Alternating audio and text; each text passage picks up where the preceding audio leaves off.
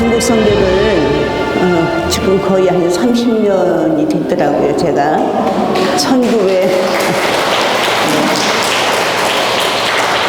1994년에 시작을 해가지고 1995년도 4월달 부활 때쯤 해서 중국의 목당강으로 이제 첫 발을 내딛기 시작을 했습니다. 그때는 제 나이가 50대 초반에서 중반으로 들어갈 때이기 때문에 새댁이었죠. 그래서 지금도 중국 애들이 그때 그 본 우리 동포들이 저를 보면은 선교사님 왜 이렇게 늙었느냐고 옛날에는 새색시 같았는데 그렇게 저를 기억하고 있는 사람들이 있습니다. 저도 그럴 때가 있었습니다. 예. 아까 우리 선교사님이 저를 소개할 때에 제가 허리가 약간 굽었으니까는 이해하라고 그랬는데 저도 허리가 왜 굽었는지를 모르겠습니다.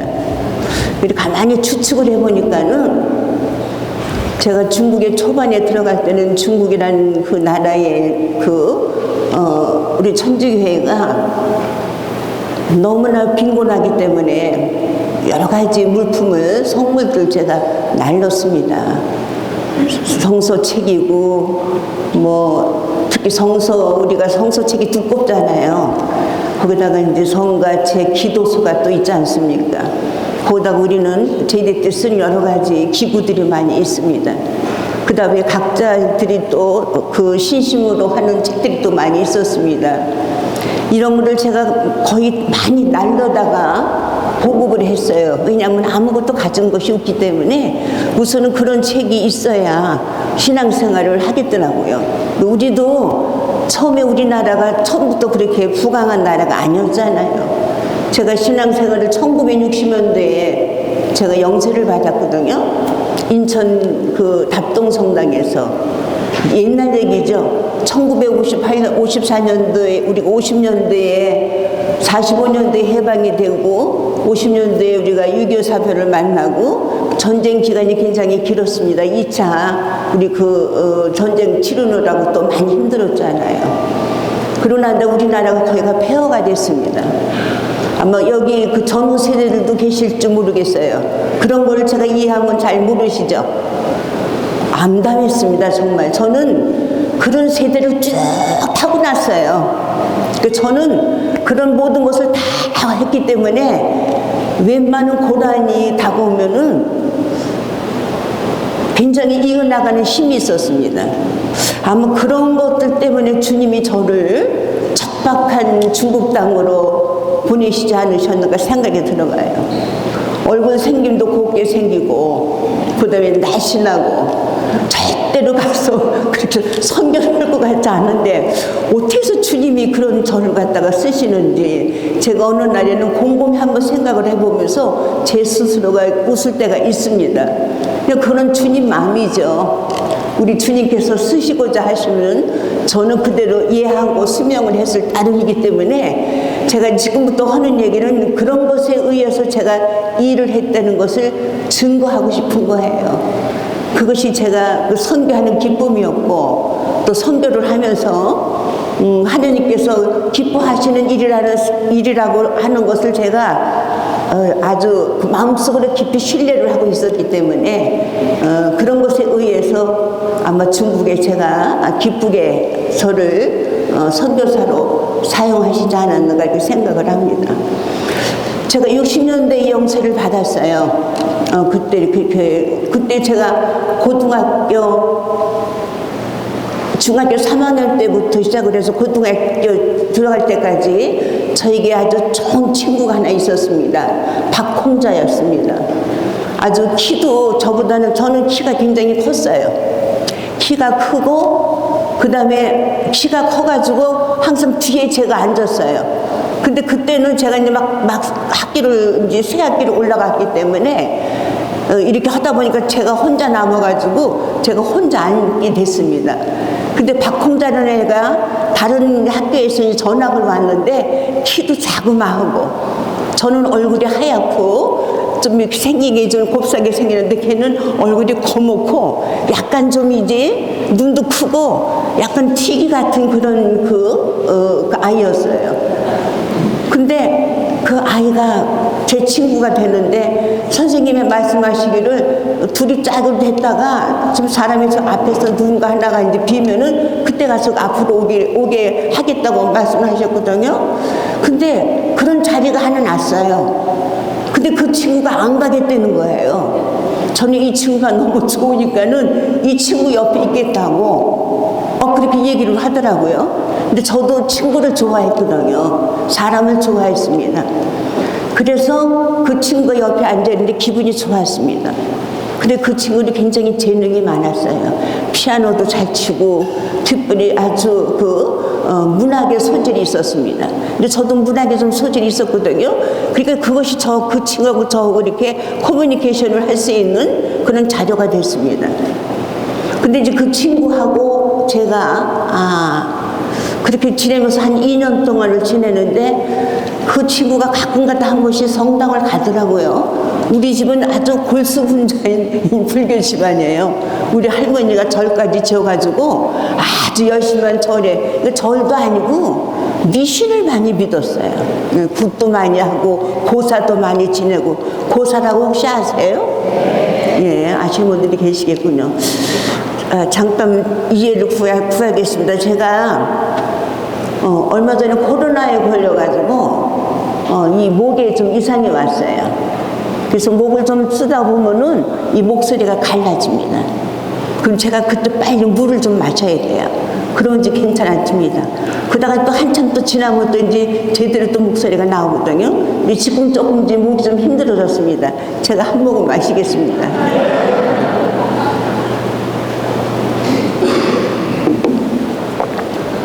그랬는데 그 친구가 갑자기 몸이 아픈 거예요. 그래서 그 친구하고 그 친구도 집도 아버지가 한의사였습니다. 그리고 저희 집은 우리 아버지가 과자 공장, 사탕 공장을 할 정도로 굉장히 아주 그런 부유한 집안에 태어났습니다. 제가 그렇게 했는데 그 친구하고 저하고 자주 만나가지고 셋이서 봉우클럽이라는 것을 만들었어요. 봉자가 뭐냐면 봉사할 봉자고 우는 버둥자예요. 그러니까는 고등학교 1학년 때 이미 우리는 봉우클럽이라는 것을 만들어가지고 우리가 집에 있는 돈을 이렇게 좀 세배다가 공책도 사고 책도 사고 동아지도 사고 연필도 사고 해가지고 그때 그 빈자촌이 많이 있었잖아요. 아주 6.25 사건 나고 난 그 이유기 때문에 말도 못했어요. 그때 가난이라는 거는요. 여러분들이 상상도 안 되신 분들이 많이 계실 겁니다.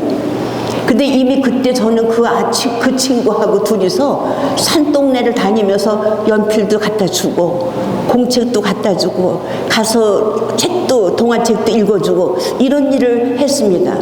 근데 그 주동자가 누구냐면 제가 아니고 바로 그 친구였어요. 우리 친구는 그렇게 심성이 아주 어떤 그런 신적인 면이 많이 있었습니다. 가끔 그 친구가 이제 성당이나 가면은 저 앞에 가서 한참 앉았다가 뭐 이렇게 하고 기도를 하고 나오는 거예요. 저는 뒤에서 구경을 합니다. 저 친구가 언제쯤 나오려나. 근데 단짝이 되기 때문에 둘이 떨어지지를 않았어요. 그게 하나님께서 그렇게 해주신 그런 이유가 있었습니다. 그 친구가 이제 갑자기 몸이 아팠어요. 근데 의사인 아버지도 그 한의사인 아버지도 고칠 수가 없었습니다. 그 친구의 병명은 백혈병이었습니다. 그때 이미 우리가 60년대에 그런 병에 걸렸으니까는 그때는 의학이 이렇게 발달되지 않았기 때문에 병원에서 그렇게 환자를 위해서 할 일이 없었습니다. 다만 그 친구가 피를 많이 쏟으니까는 수혈을 많이 했어요. 근데 어느 날 그 친구가 병원에 입원하고 있는데 제가 지나가는데 그 친구의 어머니하고 의사하고 이야기를 하더라고요. 무슨 이야기를 하느냐면은 그 친구가 그렇게 피를 주사를 많이 맞는데 이왕이면은 사람한테서 직접 그 같은 형의 그 피를 가진 사람의 피를 만지면은 좀 더 병이 호전될 수 있다 이런 얘기를 하는 걸 제가 들었습니다. 근데 그 친구하고 저거는 피가 같았어요. 그 AB형이었었거든요. 같았었는데 근데 그때 제 체구가 굉장히 말랐었어요. 근데 이제 그 의사가 이제 그렇게 얘기하는 걸 제가 들었습니다. 그래서 옆에 그 병원 옆에는 도나스 집이 있었어요. 우동도 팔고 하는 집이 있었고, 옛날에는 우동 도나스가 그렇게 맛있었잖아요. 그래서 그 우동 도나스 파는 집에 가서 우동을 시컷 먹고 국물을 잔뜩 마시고 도나스도 먹고, 그리고 그것도 부족해가지고 돌멩이를 양쪽 주머니에다 집어넣고 제가 의사를 찾아갔습니다. 그리고 의사한테 선생님 우리 친구가 이렇게 많이 아프다는데 그 얘기를 들었단 말은 하지 않고 저거 혈액형이 같으니까는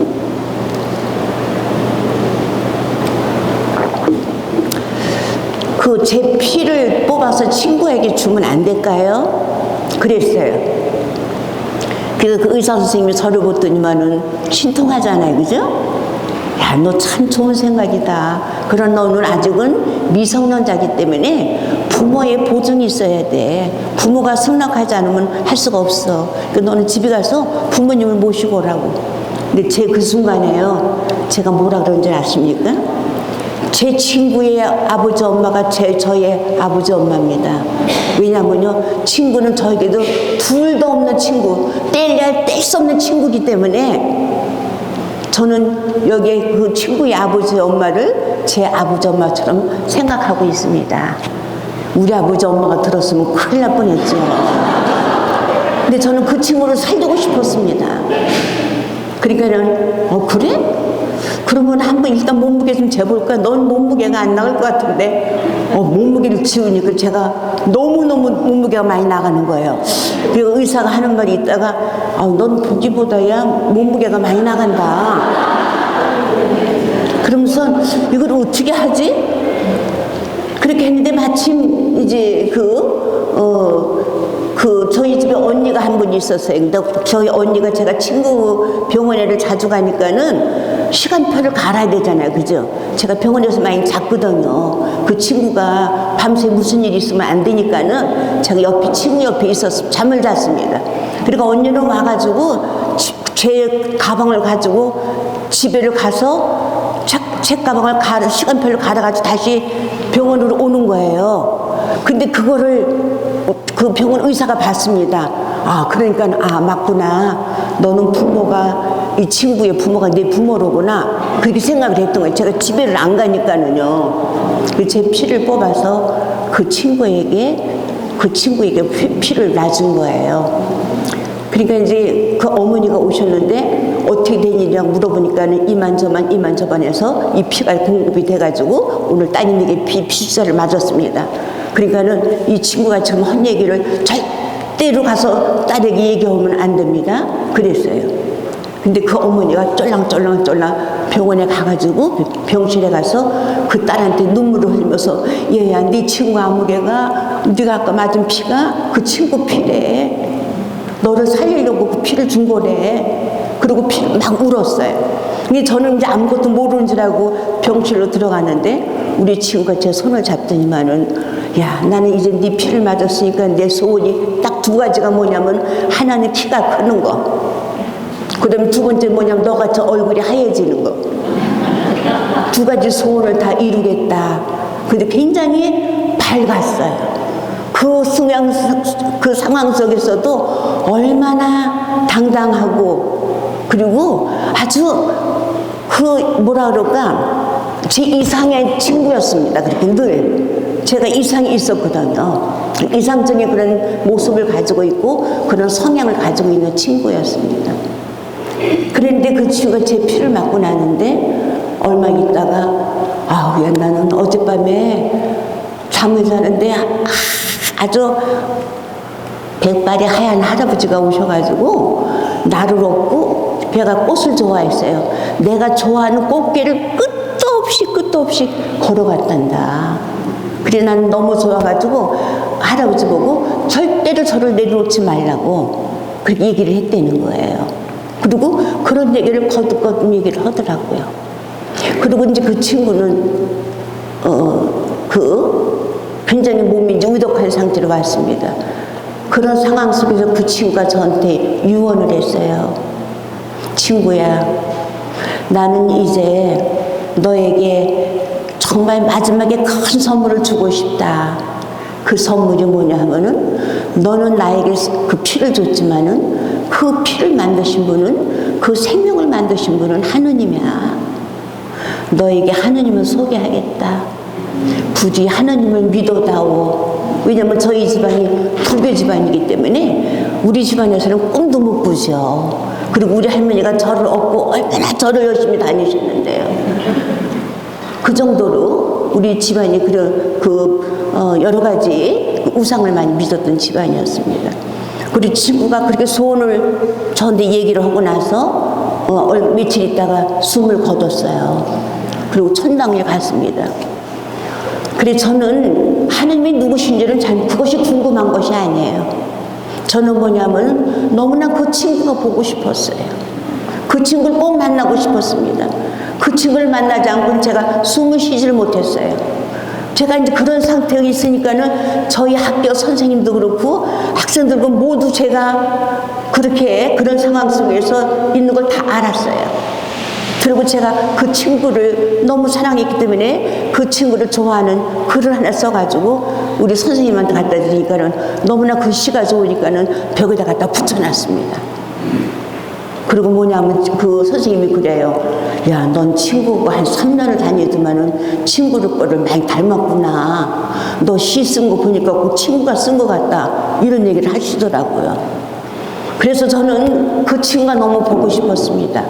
그래서 성당에 가서 열심히 교리 공부를 했어요. 그때는 이렇게 103가지인가? 그걸 줄줄줄 외가지고 그걸 다 외야지만은 세례성사를 줬습니다. 근데 저는요, 저에게 교리를 가르쳐준 선생님이 뭐라고 얘기하느냐면은, 저도 교리교사지만서도 그때 그 선생님이 하셨기 때문에 제가 그 얘기를 많이 인용을 합니다. 첫 번째 영세를 받을 때에 첫 번째 소원은 하나님이 꼭 들어주신단다. 그러니까 너는 하나님한테 그 소원을 꼭 들어줄 소원이 뭔지를 잘 생각했다가 영성체를 하고 난 다음에 들어와서 빨리 그 기도를 하려는 거예요. 그리고 전제 신신당부를 했어요. 왜냐하면 선생님이 너무나 내가 그 친구를 보고 싶어하고 그 친구에 대한 그 추억을 다 아시기 때문에 그렇게 저한테 선처를 해주셨습니다. 여러분들 중에서 혹시 교리를 받을 때 그런 얘기를 교사한테 들으신 적이 있습니까? 네. 오, 맞아요. 그러면 그거는 제가 소문낸 겁니다. 왜냐하면 제가 특히 인천 지구에 다니면서 제가 많이 교리를 했거든요. 근데 이제 일단은 이제 그렇게 해가지고 제가 영세를 받았는데 영세를 받을 때 제가 그 소원을 빌었어요. 소원을 빌고 이제 영성체를 영하고 투라석에 앉아가지고 있는데 제 고개가 이렇게 들어지더만은 저 앞에 제단 쪽에 넘어 있는 그 예수님의 그 고상을 제가 보게 됐습니다. 근데 어머나 진짜 고상 옆에요 내 예쁜 친구가 환하게 웃는 모습을 잠깐 보여준 거예요. 내가 너무나 그 친구를 보고 싶은 열망이 커서 그런 환상이 저한테 왔는지는 모르겠습니다. 저는 그것이 기뻤어요. 그래서 열심히 제가 성당에 다녔습니다. 성당에 다닐 때마다 저는 꼭 그 친구와 같이 다니는 것 같았어요. 그랬는데 이제 제가 그때에 이제 집안에서 학교를 다 다녀야 되는데 우리 아버지가 꼭 좋아하는 그런 사육감을 만났어요. 그리고 아버지가 저한테 결혼을 하라고 종용을 했습니다. 저는 아버지 그 소원대로 그 남편하고 결혼을 했어요. 근데 그 남편하고 결혼을 하면서 제가 학교도 휴학을 하게 되고 그 좋은 친구도 못 만나게 되고 그리고 첫째는 뭐냐 하면은 신앙생활을 제가 올바로 할 수가 없었어요. 저희 집안은 다 불교 신자고 또 저희 남편네도 불교였습니다. 그래서 저는 냉담 아닌 냉담을 하게 됐습니다. 근데 그때에 저희 친정집에는 아주 정말 큰일 날 일이 있었습니다. 뭐냐면 저희 어머니가 루마티스 관절염이라는 병을 앓게 됐어요. 근데 옛날에는 그 병이 불치의 병이었습니다. 여러분 알고 계시죠? 지금은 그 병도 조금 힘든 병이지만 옛날에는 고칠 수 없는 병으로 그렇게 판명이 되어 있었습니다. 그래서 저희 집안에 돈이 많으니까 저희 아버지는 이 나라에서 정말 좋다는 걸 다 약을 구해다가 저희 어머니를 약을 드렸어요. 근데도 저희 어머니는 그 병을 고칠 수가 없었습니다.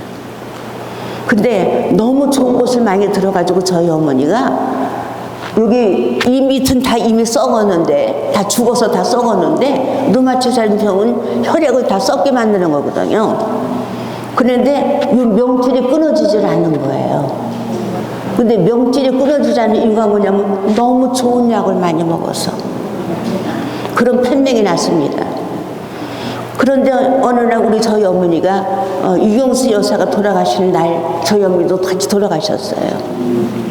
그러면서 제가 이제 결혼 생활에 어머니가 돌아가시고 나서 혼자 계신 아버지의 수발을 들고 이런저런 일로 해가지고 제가 냉담 아닌 냉담을 하게 됐습니다. 근데 제가 어느 날부터 제가 몸이 슬슬 아프기 시작을 하는 거예요. 제가요. 그러고 나서 보니까는 저희 어머니와 같은 비슷한 증세가 저한테서 나타나기 시작을 했습니다. 저희 애들이 큰 애가 6살 때고 조그만 애가 5살 때였습니다. 4살 때였습니다. 그러니까 아주 엄마 손길이 많을 때 아니야, 그죠? 엄마에게 여러 가지 뭐 식사도 그렇고. 근데 제가 너무 몸이 아파가지고 도저히 그 애들을 볼 수가 없을 정도였습니다. 그리고 저는 뭐냐면은 엄마와 똑같은 병을 제가 앓고 있기 때문에 엄마가 그 병을 앓고 있으니까 나도 언젠간 죽겠구나. 제가 죽음을 준비했습니다. 근데 제가 그러니까는 동네 여러 사람들이 와가지고 천주교를 믿어라, 개신교를 믿어라 그러면은 죽는 사람도 살릴 테니까는 그렇게 개신교 신자들이 저를 적극적으로 저를 끌었어요. 근데 저는 그때 뭐냐면은 이런 생각이 들었습니다. 내가 이왕 죽을 바에야 그 하나님이 누구신지 그 하나님 한번 만나고 죽으면 안 될까? 이런 생각이 들었어요. 근데 알고 보니까 그 생각이 은총이었습니다. 그래서 저는 천주교 신자니까는 천주교 신자를 만나가지고 가까운 동네 성당을 갔습니다. 근데 동네 성당을 갔는데 제가 너무 몸이 아프니까는 앉아 있을 수가 없는 거예요. 그렇게 했는데 제가 제가 이렇게 아프고 나서 성당을 나가고 나서 그 다음 부활 시기 때에 피정을 했었습니다. 피정을 했는데 사순절 피정을 했겠죠. 근데 사순절 피정이 굉장히 우리에게는 아주 정말 그 신앙의 보약을 먹는 그런 시기 아니에요.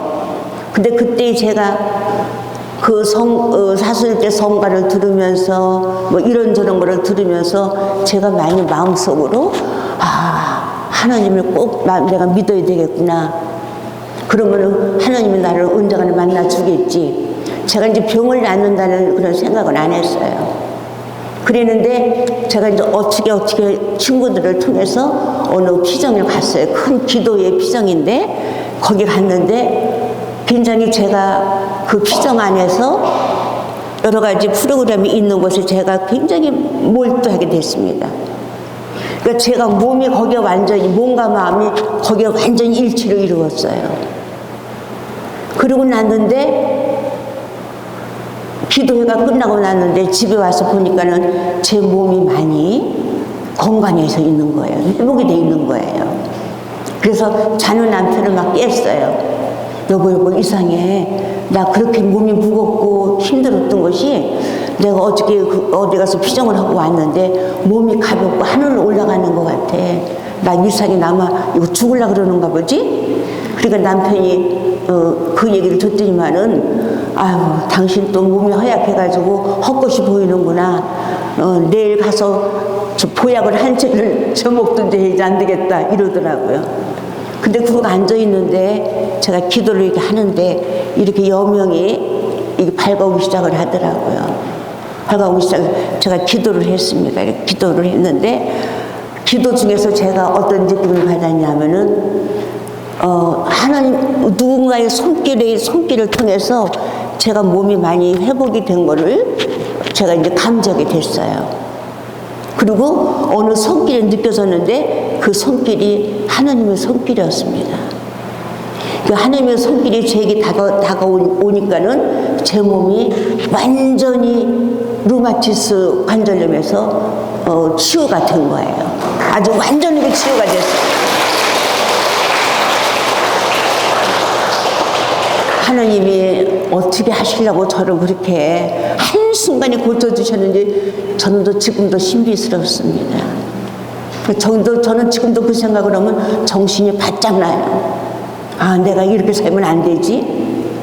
이런 정신이 제게 생겼습니다.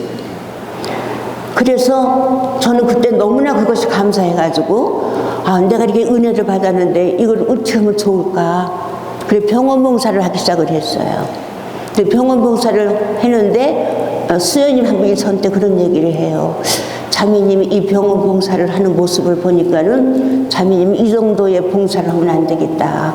어딘가에 누군가의 도움이 필요하지 않으면 안 되는 사람, 그런데 가서 소리 없이 침묵으로 그리고 봉사를 권유하더라고요. 그런 봉사가 더 하나님의 은혜를 받은 사람들이 은혜를 갚는 길이 된다고 이런 얘기를, 좋은 얘기를 저한테 해주셨어요. 이제 그것이 어디냐면은 이 산청의 남환자청이에요. 이 성심원에 제가 여기를 1980년도부터 오기 시작했습니다. 그것이 코로나가 나기 전까지, 코로나 2019년도에 제가 이 중국 가기 위해서 여기 이제 그 중국 가기 전에 꼭 여기를 와요. 1년에 4번씩 제가 여기를 방문을 했습니다. 그거를 한 40년 동안 한 것 같아요. 근데 이제 와가지고는 여기 계신 어른들이 제가 중국 가서 선교하는 데에 제가 기도가 많이 필요하잖아요. 모두가 다 기도의 후원자들이었습니다. 그리고 저희 어머니들이었어요. 하나님이 그렇게 묘하게 그렇게 저를 이렇게 해서 엮어주시더라고요. 그래서 와서 제가 이렇게 해서 중국도 갑니다. 어머니들 기도해 주세요. 그러면은 얘야 걱정하지 마라. 절대로 중국 가서 아프지 마라. 응? 너 대신 지금 우리가 아프고 있잖냐. 너는 중국 가서 아주 건강하게 그리고 아주 기쁘게 그렇게 선교하다 와라. 이런 얘기를 여기 계신 분들이 많이 해주셨어요. 그 전에 그 글라다방에 요쪽 넘어가면 글라다방이 있었습니다. 거기에는 저 밑에 지금 양로원에 계신 분들 거기가 다 돌아가셨어요. 지금 제가 만나지도 못하고 가서 손도 못 잡습니다. 그분들이 저희 다 기도의 후원자들이고 저희 어머니였었거든요. 그들과의 역사는 이루 말할 수 없습니다.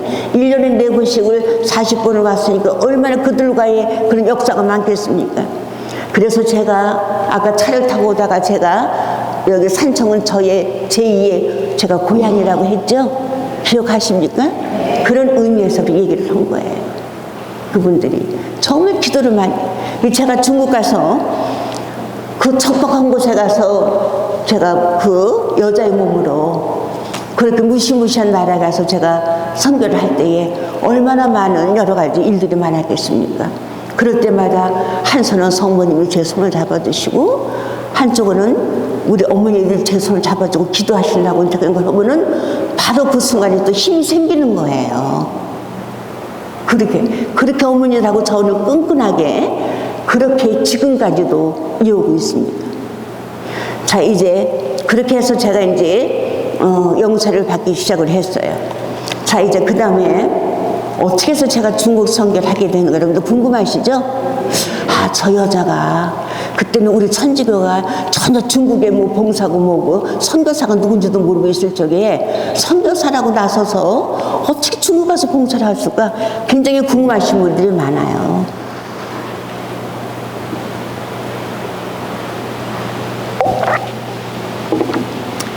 제 목이 자꾸 이렇게 쪼여듭니다. 말을 좀 많이 하면은 그게 한 1년 정도 간다고 그래요. 제가 이제 지금 중국 가서 또 많이 이렇게 이제 다닐 텐데 여러분들이 저를 위해서 기도 딱 주목용 제가 10월 9일 날 이제 출발을 합니다. 기억나시는 분들 저를 위해서 주목용 한 번씩만 받쳐주시면은 아마 좋아질 것 같아요. 근데 이제 어떻게 제가 이제 제가 냉담을 많이 하고 또 제가 그렇게 많이 아팠던 사람이 다시 태어나서 여러 가지 우리 교회에 대해서 궁금한 것들이 많았어요. 왜냐하면 저는 1961년도 영세를 받았기 때문에 제2차 바득한 전이잖아요, 그죠? 미사를 그 감실 쪽으로 보고 미사를 할 때였습니다. 그리고 라틴어로 했을 때예요. 근데 제가 냉담하고 와서 보니까는 제2차 바득한 이후기 때문에 다 이렇게 보고 하는데 여러 가지가 좀 제가 달라진 것이 느껴져요. 저기 유신부님이 들어가시네요. 저보다 1년 여기 먼저 오셨던 유신부님 지금까지도 계셔요.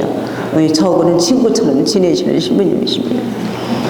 그렇게 했는데 그렇게 해서 제가 이제 교리신학원을 다닌 이유는 뭐냐면 제가 남편하고 그렇게 결혼한 바람에 제가 대학을 졸업을 못했어요. 제 소원은 뭐냐면 대학을 졸업하는 거였습니다. 근데 그때에 어떤 생각이 딱 들어가느냐면은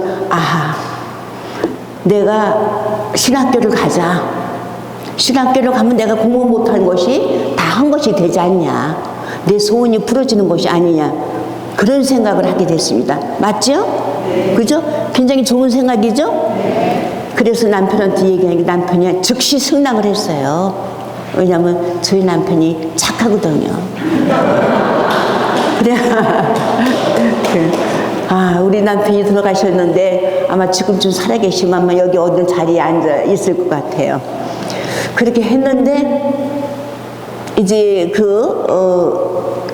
거기를 다닐 적에 제가 그때는 우리나라가 굉장히 어려울 때이기 때문에 다른 나라에서 우리 선교사들에게 등록금을 몇 프로를 도와줄 때였습니다. 제가 그런 사람들의 도움을 받고 제가 이제 교리신학원을 졸업을 한 거 아니에요. 저는 거기를 1년 다니고 더 공부를 하고 싶어가지고 제가 이제 신학교에 가서 더 공부를 더 했습니다. 열심히 공부를 했어요. 공부를 하고 나서 보니까는 제가 선교사가 된 거예요.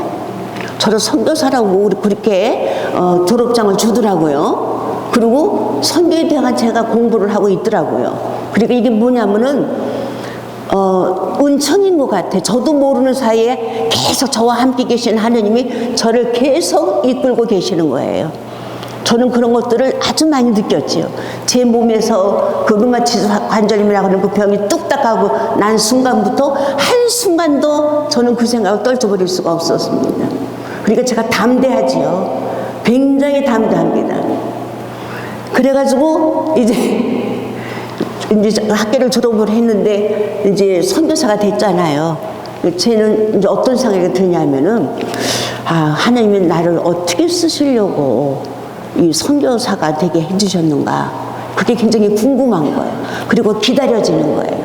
그러니까 계속 제가 이 마음의 귀를 열고 살았습니다. 우리 마음에는 눈도 있고 귀도 있어요, 여러분들. 눈에 보이는 이 귀도 있고 눈도 있지만은 우리 마음에도 있습니다. 우리는 항상 마음의 귀를 열어놔야 저기서 주님이 오는 소리를 들을 수 있습니다. 그렇게 했는데 중국에서 제가 그때 여기 인천에 여기 혹시 아시는지 모르지만 옛날에는 샤미나도 피성의 집이 있었어요. 그 샤미나도 피성의 집에서 제가 성서 강의를 하고 있을 때였습니다.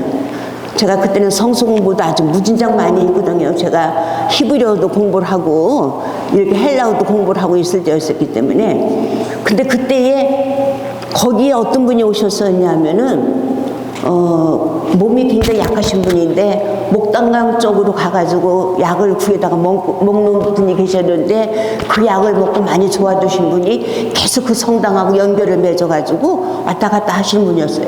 근데 그분이 중국에를 가가지고 야, 한국에 가니까 그 샤미라드라는 피정의 집에 가니까는 어느 분을 선교사라고 부르더라. 근데 나는 처음에는 그분이 수녀님이신 줄 알았는데 물어보니까 수녀님이 아니고 평신도래. 그리고 소개를 했어요.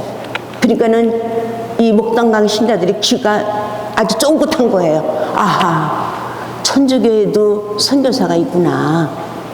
왜 그런 생각을 했느냐 하면은 그 근처에 개신교가 많이 있었습니다. 근데 그 개신교회는 선교사들이 계속 활동을 하면서 천주교 신자들을 다 집어삼키는 거예요. 그러니까 거기에 문화혁명 이후로 문화혁명이 있었어요. 문화혁명 이후로 종교의 자유가 와서 그 문화혁명 때에 종교를 다 숨어서 지내고 했던 그런 순교자들이 많이 있었어요. 여기도요. 살아있는 순교자들도 있었습니다. 그렇게 핍박을 많이 받으면서도 숨어서 신앙을 지킨 사람들이 있었어요. 그런 분 몇 분이 해가지고 그 목단강 전체를 다니면서 72군데를 다니면서 3,000명을 천주교 신자를 만드는 거예요. 그러니까는 거기 그런 분들이 무슨 교리를 제대로 알았겠습니까?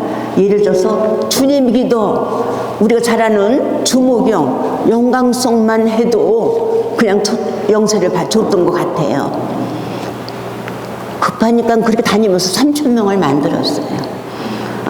우리 그 중국 땅에 그 만주 벌판에 우리 조선족들이 230만 명 정도가 있었다고 합니다.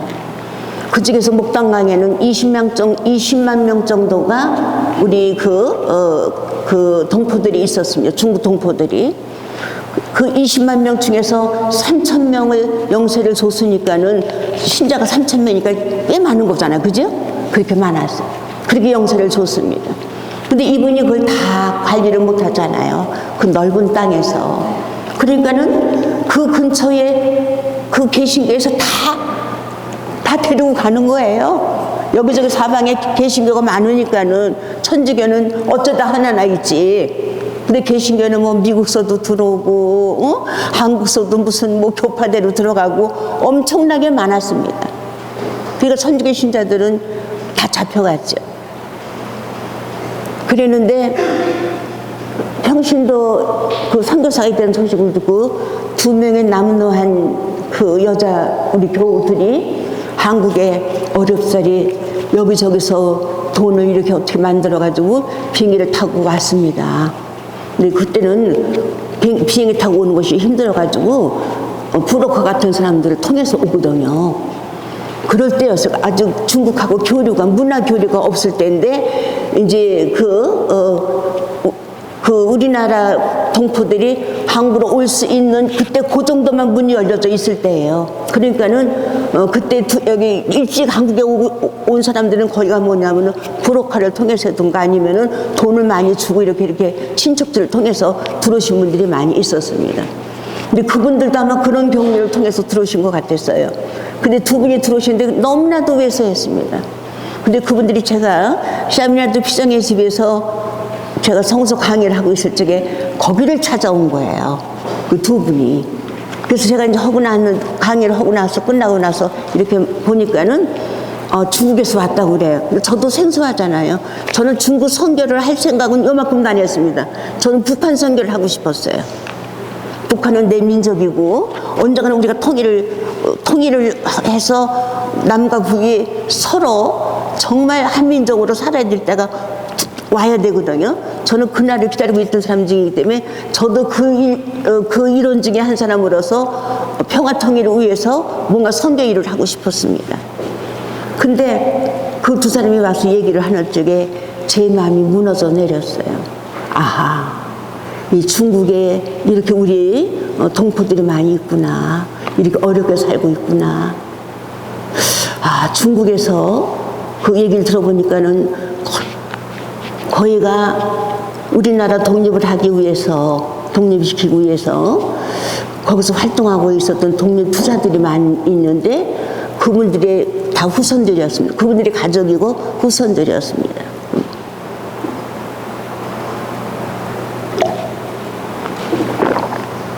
그랬는데 그때 지도시부님한테 말씀을 드리니까는 아, 선교사님, 이제는 선교사님이 본격적으로 선교를 할 때가 왔습니다. 그렇게 말씀해 주셨어요. 그래서 선교를 하는 것을 제가 이제 그 지도시부님한테 승낙을 맡았습니다. 중국에 들어가려니까 많은 준비가 필요해. 그 사람들이 원하는 것이 너무 많았어요. 너무 있었습니다. 특히 그분들이 원하는 것이 뭐냐면은 우리도 교회를 짓는 거.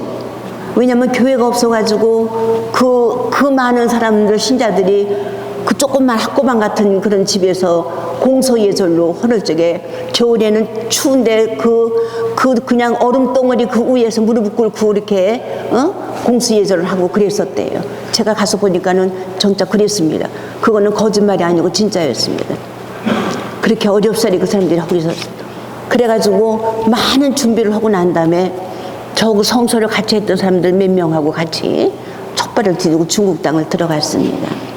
들어가서 그때가 부활 때였었습니다. 그 첫 번째 들어갔으니까 얼마나 이 마음이 설렜겠어요.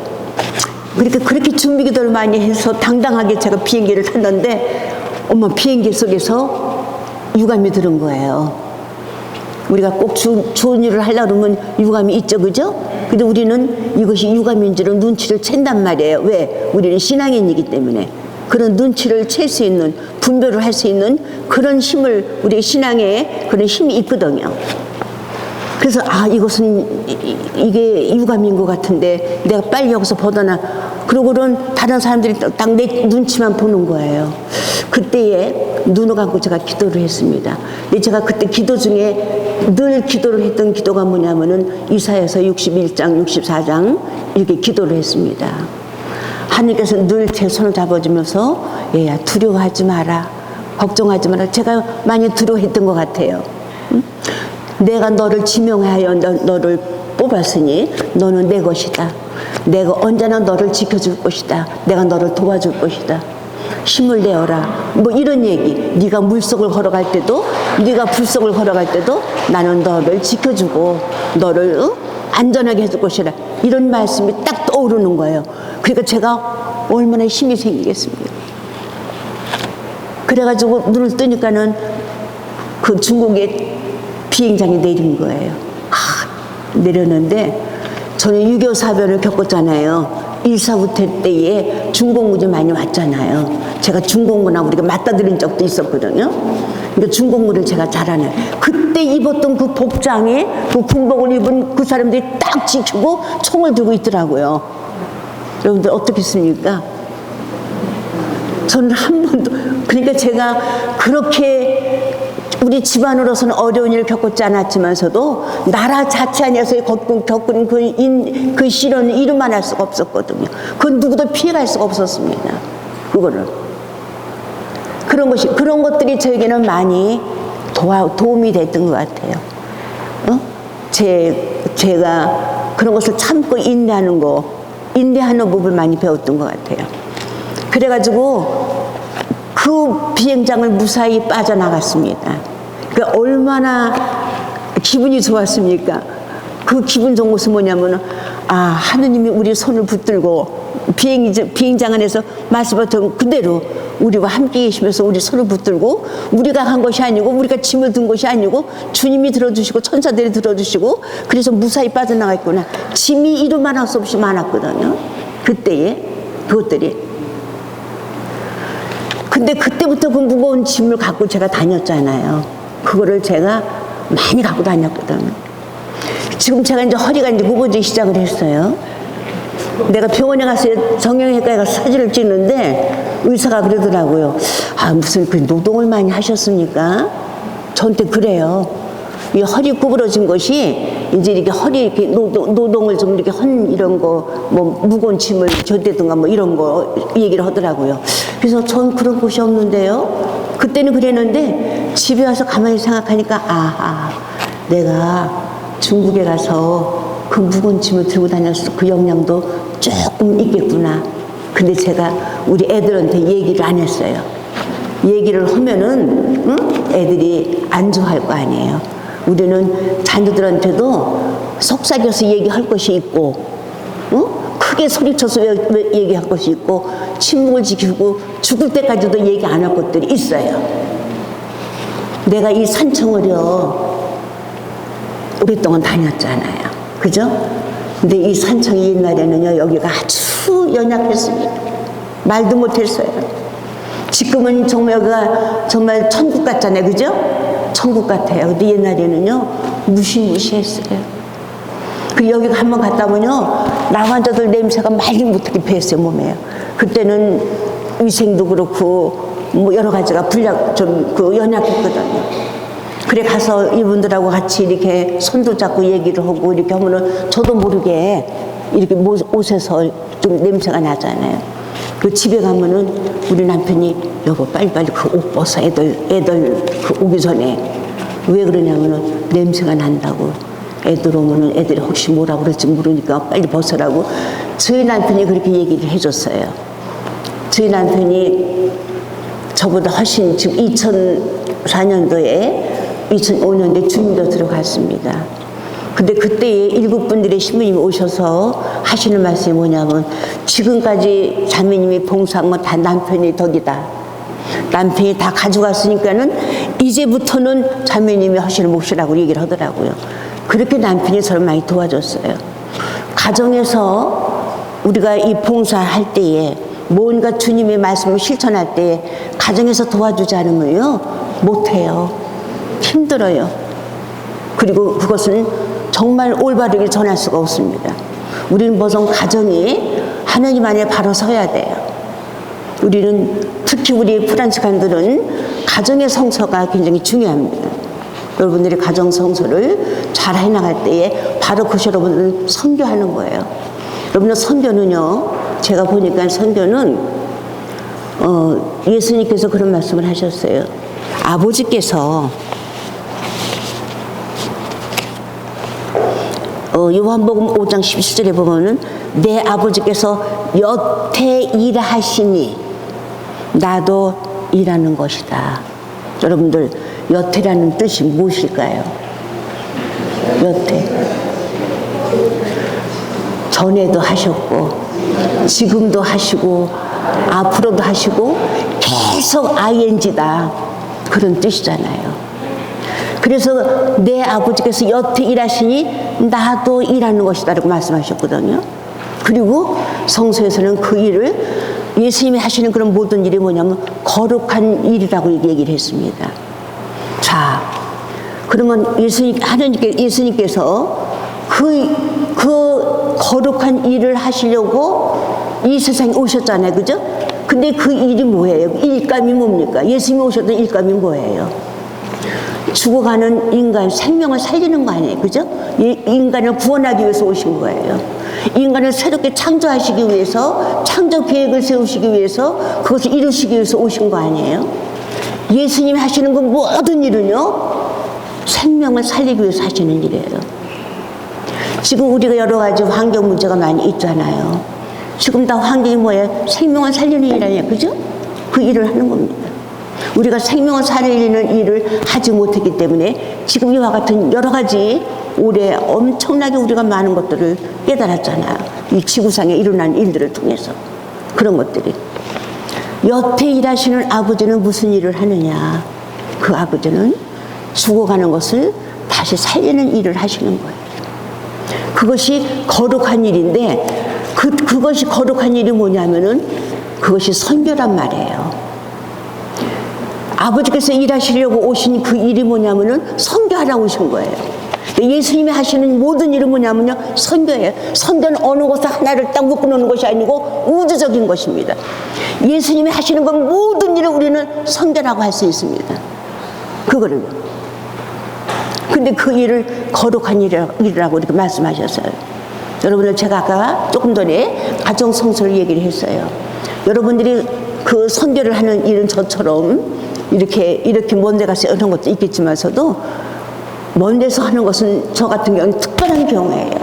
근데 우리 모두는 끊임없이 여태 일하시는 하나님의 뜻을 따라서 우리도 여태 일을 해야 되거든요. 그 일을 하기 좋은 곳이 어디냐면 가정이잖아요. 이웃이잖아요. 내 직장이잖아요. 내가 본당이잖아요. 내가 속한 공동체 아니에요. 그것이 퍼져나가서 만민을 위한 선교가 되는 것이죠. 그게. 그래서 저는 뭐냐면은 이런 일을 하는 것이 선교하는 데 있어서 굉장히 우리가 지치고 힘들 때가 있습니다. 그래서 여러분들이 마음속으로 선교하는 일이 거룩한 일이래. 그리고 그 거룩한 일을 하는 것이 얼마나 기쁜지 우리가 체험을 해야 되겠구나. 여러분들이 체험하는 것이 중요해요. 저는 지금 체험담을 여러분들에게 증거하러 나왔지 않습니까? 체험담이 왜 좋으냐 하면은 제가 실질적으로 현장에 가서 일했던 것을 여러분들에게 전하는 거 아니에요. 여기 나 환자들이, 우리가 한센병 환자들이, 제가 중국 가면 제 손을 잡고 어느 분이 제 손에다가 10,000원짜리를 하나 쥐어줬어요. 이 10,000원짜리를 쥐어주면서 뭐라고 하느냐면은, 아유, 나는 이래서 중국을 못 가. 이 돈 가지고 차비에 보탰어. 너무나 눈물 나죠, 그죠? 그게 뭐예요?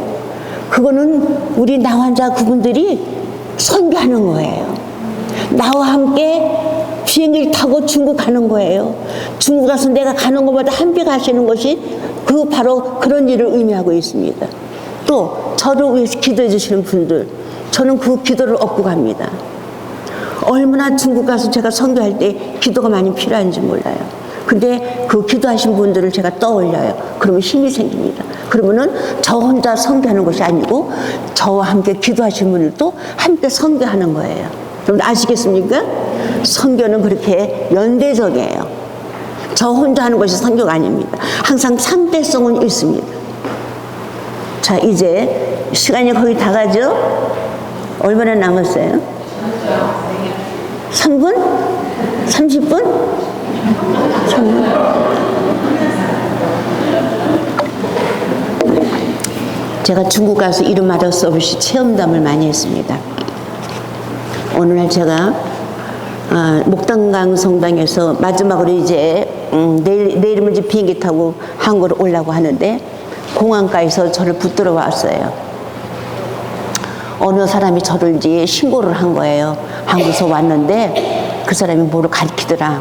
그래서 공항가에서 저를 붙잡아 가가지고 취재를 해서 계속해서 선교사라는 것을 불게 만들었습니다. 근데 저는 여기 들어올 때 선교사라는 이름을 쓰지 않고 저는 그 관광으로 한다고 해서 들어와요. 왜냐면 선교를 한다고 들어오면은 저는 일을 아무것도 할 수가 없습니다. 왜냐면은 공항가에서 다 저를 다 취재하고 다니기 때문에 제가 일을 할 수가 없습니다. 그래서 관광이라고 들어왔는데 그래서 저의 성경책이고 제 여권을 다 뺏어갔습니다. 근데 마침 제가 녹음기하고 사진기를 그날은 마지막이기 때문에 제가 아주 끼내지를 못하고 저 밑에다 놓아놨는데 그거는 찾지를 못했습니다. 그러니까 그것만 가지고는 이제 저를 그 선교사라고 할 수가 없잖아요. 그래서 이렇게 저렇게 피해 나가가지고 결국은 200불만 주고 나왔습니다. 그랬는데 어떤 현상이 생겼느냐면요. 거기가 근로공소인데 그 공소에 있는 신자들이 한 10명이 됐습니다. 10명이 됐는데 그 사람들이 와가지고 그때가 겨울이었습니다. 우리 말하면 경찰서지요. 경찰서의 그 얼음판 위에 딱 무릎을 꿇고 앉아가지고 묵주기도를 하는 거예요. 묵주기도 하면 난리 나거든. 중국에서 큰일 납니다. 이게. 근데요, 묵주기도 5단이 끝날 때까지 아무 일이 없었어요. 그리고 딱 끝날 때에 제가 거기서 뚜벅뚜벅 걸러 나오는 것이었습니다. 그러니까는 얼마나 그 사람들이 박수를 치고 거기서 노래를 부르고 춤을 추고 우리 조선족은요 기분 좋으면 춤춰요. 노래 부르고 춤춥니다. 우리 민족성이 그렇지 않습니까? 기분 좋으면 우리 춤추고 노래 불러요. 그런 민족이에요. 그래요. 그런 여러 가지 아주 정말 기가 막힌 일들이 많았는데 제가 무엇을 하다가 이렇게 다 시간을 놓쳤는지 모르겠어요. 진짜 해야 될 일을 못했습니다. 여러 가지 체험당 제가 그 단동에 갔을 적에 제가 신의지까지 갔다 왔어요. 배를 타고 건너갔다 왔는데 그때는 뭐냐면 북한에 있는 사람들이 너무나 배고픈 사람들이 많아가지고 제가 배에다가 양식을 모든 걸 다 사가지고 신의지를 건너갔어요. 의지를 건너가서 그런 걸 다 나눠주는데 또 그때 이제 공항가에서 저를 붙잡으러 왔습니다. 이제 공항가 얘기를 하는 거예요.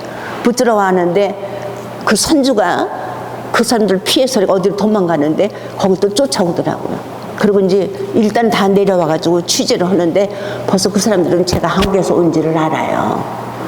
근데 저를 숨을 죽이게 해가지고 저를 쫓는 거죠. 이제 하나하나 한 사람 이렇게 해가지고 저한테 이렇게 오는데 제 옆에 계신 분이 목당강에서부터 저를 같이 왔거든요. 그 남자분이 겨울 여름인데 그냥 그 태양빛에 그냥 땀 냄새에 담배 냄새에 그래서 내가 하나님 저 사람 좀 내려주게 해주세요. 저 사람이 있어서 너무 불편해. 제가 그랬어요. 근데요 그 사람이요 누구냐 하면은 여기서 탁 뭐를 끼냈습니다.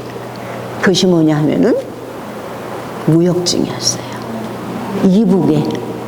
이북에 그 물건들을 갖다가 날려주는 무역을 하신 분이었었어요. 이나시오 형제님이시라고. 그분이 신의주에서 신학교까지 다니셨던 분이에요. 근데 그분이 이제 굉장히 머리가 비상하게 가지고 그렇게 무역을 하면서 우리 한국에서 오는 뭐 수련들이 하는 거 물품을 갖다가 직접 중국에 갖다가 우리 중국의 북한에 있는 주민들에게 그걸 나눠주는 거예요. 근데 그분이 뭐라고 하느냐면은 이 사람이 한국에서 좋은 물건을 나한테 보내줘가지고 내가 그걸 저 중국으로 북한으로 보내는 거다. 이게 그거를 증명한다 해가지고 그거를 보니까는 그 무역증이 굉장히 급수가 있는 무역증에 급이 있는 거예요. 거기에 은딱지가 붙어 있어. 은딱지가 붙어 있는 거예요. 그러면 걔가 급수가 있는 거예요. 그게요. 그러면 그런 것도 함부로 못 해요. 그래가지고 내가 한국인이라는 것을 밝혔습니다. 이 사람이 그런 물건을 갖다 주기 때문에 내가 그걸 가지고 북한으로 가는 거다. 근데 여기까지 왔는데 어떻게 내가 여기 관광을 안 시키겠느냐. 이분 관광을 시켜야지. 그래서 관광하러 왔다고 하니까는 그 공항가에서 오신 네 분들이요. 딱 격려를 붙이더니만은 저를 데리고 호텔로 가더라고요. 그래서 저는요. 좋은 호텔에 가서 3일 동안에 아주 기분 좋게 지낸 적이 있었습니다. 그래서 내가 야 우리 하느님은 다 하느님 하시는 일 아니에요? 야 우리 하느님은 이렇게 또 나한테 보너스도 주는구나. 그땐 진짜 저 보너스 같은 그런 기분이 들었습니다. 내가요 중국 가서 여러 가지 그 체험하고 이렇게 한 것들을 그 개수를 적어 보니까는 한 200가지가 넘더라고요. 그렇게 여러 가지 체험을 많이 했거든요. 저도 우리 요한 선교사님처럼 책을 하나씩 내려고 하는데 제가 작년에 그 3년 전에 병을 앓았거든요. 병원에 가니까는 제가 심장을 또 수술했었어요. 여기 선교를 하면서도.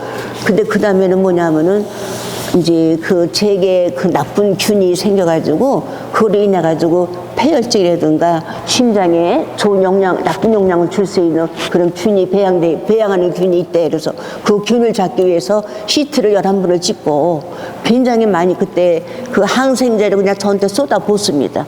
근데 저는 죽었어요 그때.